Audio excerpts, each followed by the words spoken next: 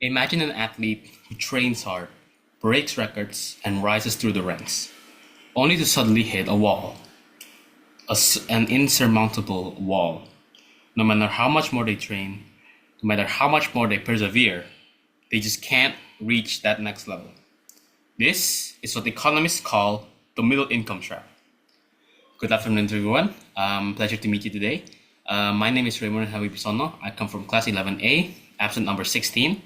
And today I want to explain about my problem statement, which is Indonesia struggles to break out of the middle income trap, leading to stagnant economic growth and challenges on improving living standards. I come from Group 5. My group members consist of Gani and also Phelan. And before we continue, or before we dive in, let's talk about what is middle income trap in particular.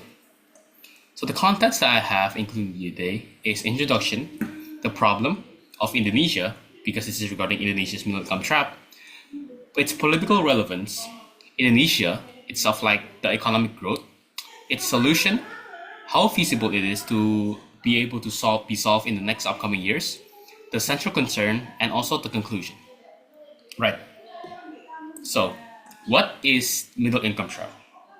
It's a situation where a country grows rapidly, lifts millions out of poverty, but then stalls, unable to make the leap into high income status. Right now, Indonesia is at a turning point. They've come a long way, but there's a risk that they might get stuck. And today, I want to show you why the key to escaping this trap isn't just more technology or better economics. It's politics. A political approach is not only more powerful, but it's also more sustainable in the long run. So the problem, Indonesia has been growing steadily. Back in 2014, Indonesia's gross national income per capita in terms of purchasing power parity was 10,517 US dollars, or the applicable international dollar value. That number has grown since. Cities have been expanding, middle classes have been rising. But projections also suggest that we could remain in the middle income bracket for another 13 years, unless we grow at a minimum of 4.5% per year. So, what's holding us back? Several things.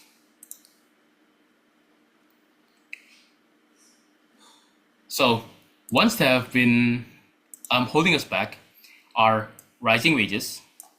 So, rising wages, they do not have a corresponding rise in productivity, which leads to like unequal or not unconstant or like sudden rising wages, which is bad for the economy in general. And also, economic dependence, education gap, and also weak institution. Economic dependence, it's like over dependence on certain sectors, like natural resources. They're not able to expand into other sectors like secondary or tertiary sectors. And also, gaps in education or education gap, which leads to insufficient workforce skills of the population. And most importantly, weak institutions and governance.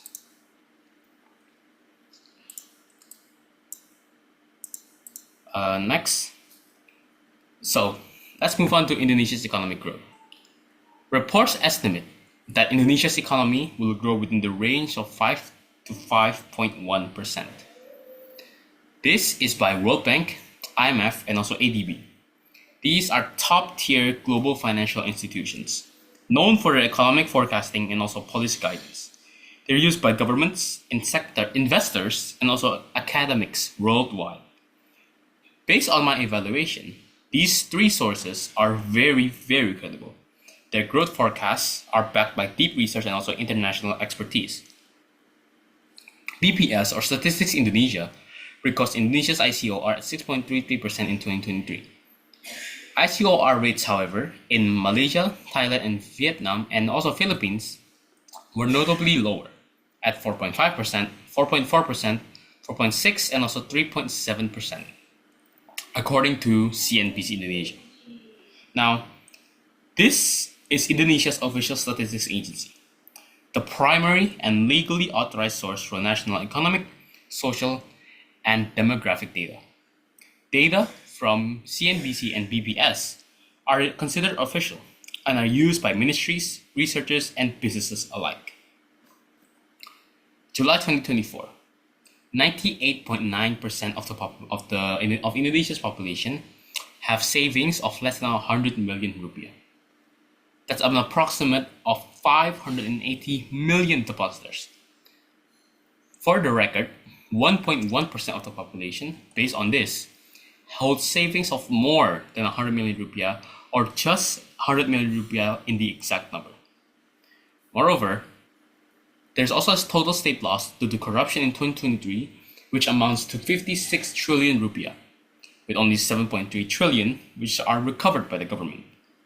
So, this data comes from the KPK, which is Indonesia's official anti-corruption agency and the only state institution legally authorized to investigate and prosecute corruption. Data on state losses and case reports are reliable and are publicly released in annual reports or press conferences. So, let's think of building a house. You can have the best materials, the top quality cement and bricks. But if the foundation itself is unstable, the house will eventually break or crack or fall down. Political relevance or political leadership is that foundation. Unlike short-term market trends or technological fads, political vision can provide stability across decades. Just look at Singapore. Its rise from a developing island to a global economic leader wasn't just because of technology or trade. It was due to consistent long-term planning under the leadership of Lee Kuan Yew and his successors. Economies, they need clear rules. Businesses need policy certainty.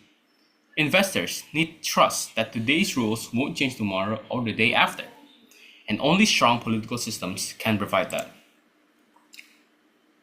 I have three proposed solutions. First is to improve governance. Second, expanding the infrastructure. And third is to reduce inequality and help and provide financial need. The main solution that I came up with out of these three, which I think is the most relevant one to escaping the middle income trap and its political relevance, was improving governance or strong governance. Let's talk about governance. Based on the data before, corruption alone cost Indonesia over 56 trillion rupiah in 2023. That's money that could have built roads, schools, hospitals, and possibly many more. This isn't just a loss, it's a symptom of weak institutions. Strong governance does three things. It reduces corruption, it strengthens legal systems, and improves the business climate. Let's look at countries like South Korea. They didn't escape poverty by chance.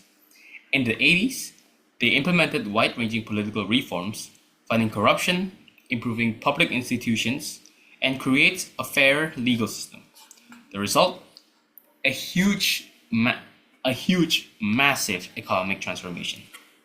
Meanwhile, countries like Argentina, rich in natural resources, remain stuck due to weak institutions and erratic governance. In Indonesia, we're starting to see progress. That's a positive sign of fairer wealth distribution.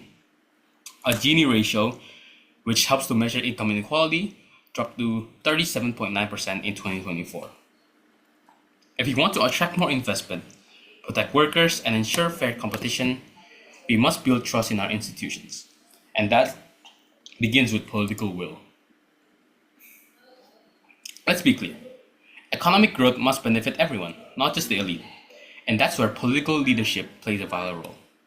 In prioritizing human capital and nationwide development. Through strong policies, governments can invest in education that equips students with future-ready skills, vocational training for blue-collar workers, healthcare systems that keep our workforce healthy and also productive. Let's take Finland, for example. Decades of political commitment to education reform created one of the best school systems in the world. It didn't happen overnight. It happened because political leaders made it a national priority. Indonesia's Human Development Index, or HDI, reached 75.02 in 2024 alone. That's a good sign. But to break through the middle income ceiling, they need to build a workforce that's globally competitive. The same goes for infrastructure. Only a politically driven approach can build the kind of long-term infrastructure smart cities, green energy, transportation networks, and many others that help to fuel future growth. Indonesia's new capital, Nusantara, is a great example. It's more than just a new city. It's a symbol of decentralizing economic activity and promotes regional equality. That's a political vision in action. So let's take a step back, right? So yes, we need economic strategies. Yes, we must embrace new technologies. But neither will be successful without political leadership guiding the way along. Political systems help to provide long-term policy direction. Political reform builds trust and also reduces corruption, creates fairer laws, and improves rules. Political vision ensures that growth is inclusive, not just for the few, but for the many. Only politics can unify the nation, set national priorities, and push through the hard reforms that we need. Indonesia stands at a crossroads. We have the resources, the people, and the ambition to succeed. But to escape the middle income trap, we need to go beyond short-term fixes. We need leadership. We need accountability. We need a political system that thinks not just in 5-year terms, but in 50-year visions. It won't be easy. Reform never is.